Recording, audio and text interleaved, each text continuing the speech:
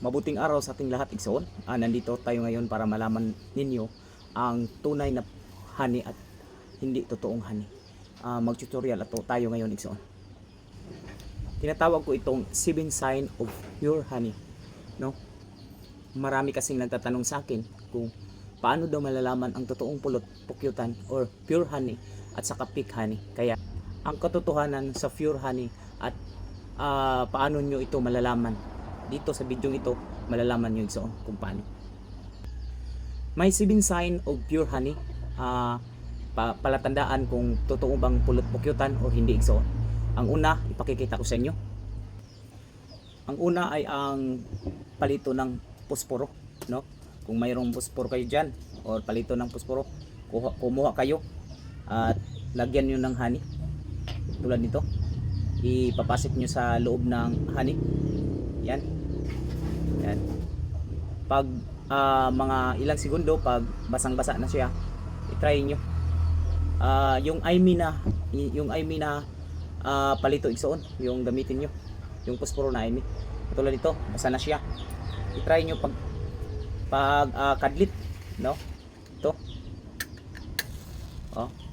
Pag iilaw yan, means ibig sabihin yan is totoong pulot yang napalit ninyo. Tapos ikalawa ay ito. Ikalawa ay ilalagay nyo sa papel. Yung manipis na mga papel, no? Lagay nyo yan tulad nito.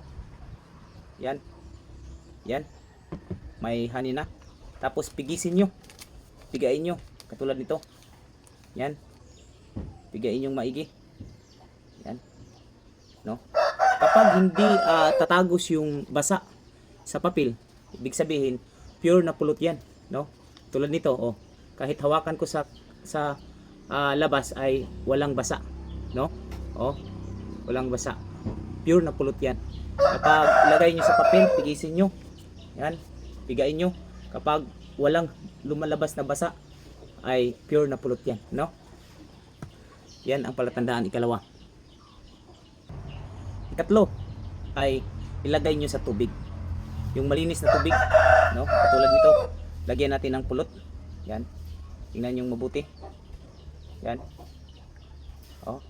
Yung pure na honey ay hindi humahalo sa tubig, no? Oh, yan. Nandyan lang siya. Pag may humalo man dyan, dahil yan sa klase sa bulaklak na kinukuhaan nila ng nektar, no? Oh. Pero makita mo talaga na parang nagpapag lang.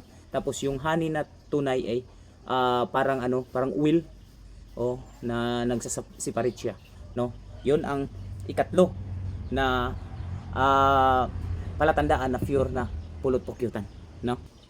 Ikaapat igsoon na palatandaan na pure yung pulot, parang ganito, parang kristal, no?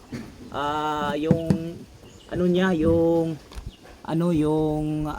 tumatagos yung hayag niya, oh.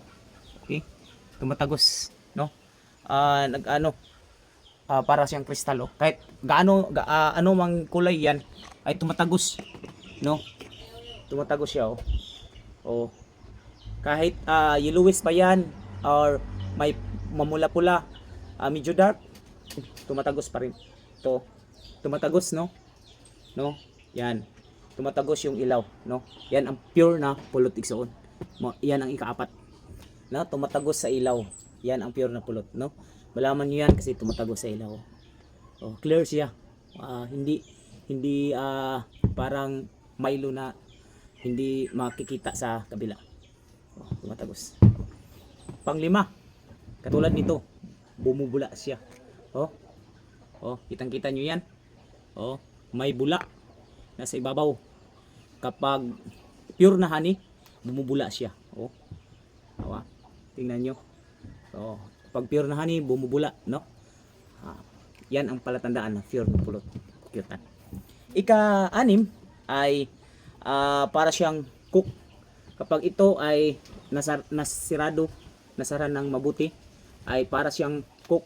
Pag pag buksan mo ay gaganon yun. Yun ang pure na pulot, no? Yan ang ika-anim na palatandaan, no? Ang pangpito ay ilagay mo sa freezer, no? Pag ilagay mo siya sa frozen, so doon sa freezer ninyo, ay hindi to titigas. Kahit gaano pa yan katindi ang lamig, ay hindi to titigas, no? Yan ang totoong pulot igso. Pag ilagay nyo sa freezer at hindi yan titigas, ay yan ang totoong pulot. Tapos yung pukyutan, yung pulot pukyutan, base sa Google, 300 years before pa hindi magagamit, no? Yan ang totoong pulot pukyutan. Tapos kailangan yung alaman na yung pulot pukyutan, kapag mayroon tong 7 na to, ay yan ang totoong pulot. Una, itis nyo sa palito ng posporo. Kalawa, sa papel. Itis nyo sa papel. Ikatlo, sa tubig. Itis nyo sa tubig. Ikaapat ay sa bumubula siya, no? Bumubula katulad nito.